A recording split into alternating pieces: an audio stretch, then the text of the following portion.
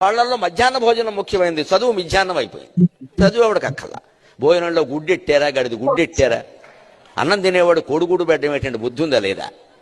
చదువుకోమని లేకపోతే వెళ్ళిపోమని చెప్పండి. చదివితే చదువు లేదా వెళ్ళిపోమంటాడా? ఆ స్కీమ్ ఎందుకు తెలుసా? నువ్వు వెళ్ళిపోవద్దు, నువ్వు చదవాలే, నీకు ఫుడ్ ఇస్తాం, వచ్చి బడికి వచ్చి మీరు చదవండి. This is the logic behind that scheme, you know.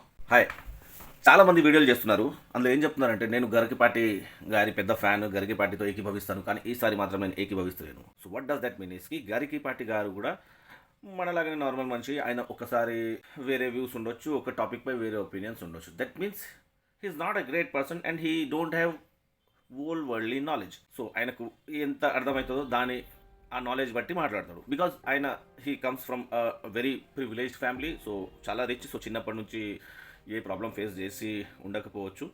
So he might think దట్కి పిల్లలకి స్కూల్లో బుక్స్ అవన్నీ ఫ్రీ ఇచ్చే అవసరమా, పిల్లలకి క్లాస్ ఫ్రీ ఇచ్చే అవసరమా, పిల్లలకి ఎగ్ తినబెట్టే అవసరమా, వాళ్ళు తినడానికే స్కూల్కి వెళ్తారు. But the problem and the logic behind this scheme is అప్పట్లో కాదు, ఇప్పుడు కూడా చాలామంది పేద పిల్లల్ని స్కూల్కి ఎందుకు పంపారంటే వాళ్ళ ఇంట్లో తినడానికి ఫుడ్ ఉండదు. ఆ తినడానికి ఫుడ్ లేని ఇష్యూ వల్ల వాట్ దే డూ ఈజ్ ఆ పిల్లల్ని వాళ్ళు పనికి పంపుతారు, అంటే చైల్డ్ లేబర్. సో ఇక్కడ 2 ఇష్యూస్ని సాల్వ్ చేయడానికి ఈ స్కీమ్ ఉంది. To avoid the child labour, వాళ్ళ ఫుడ్ కోసం వాళ్ళు పనిచేసి అక్కర్లేదు అండ్ వాళ్ళని చదివియాలి. సో ఈ స్కీమ్ ఎందుకు ఉంటుందంటే చైల్డ్ లేబర్ని అవాయిడ్ చేసి దానితో పాటు అదే పిల్లల్ని స్కూల్లో ఆ ఫుడ్ కోసమన్నా పంపి స్కూల్లో మీ పిల్లలు చదివితే మీకు ఫుడ్ కూడా ఉంటుందని వాళ్ళని ఎంకరేజ్ చేయడానికి ఉంది.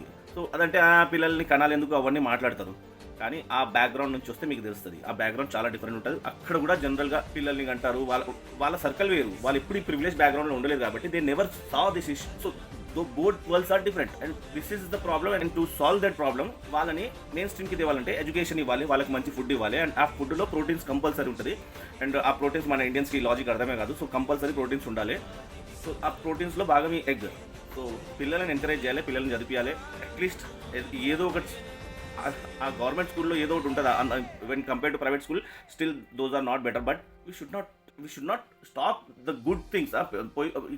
ఎన్ని ఇష్యూస్ ఉన్నాయి లోకంలో, ఆ ఇష్యూస్ అన్నీ వదిలేసి పిల్లల మీద పడిండా, పూర్ అండర్ ప్రివిలేజ్ పిల్లల మీద పడిండ్రా.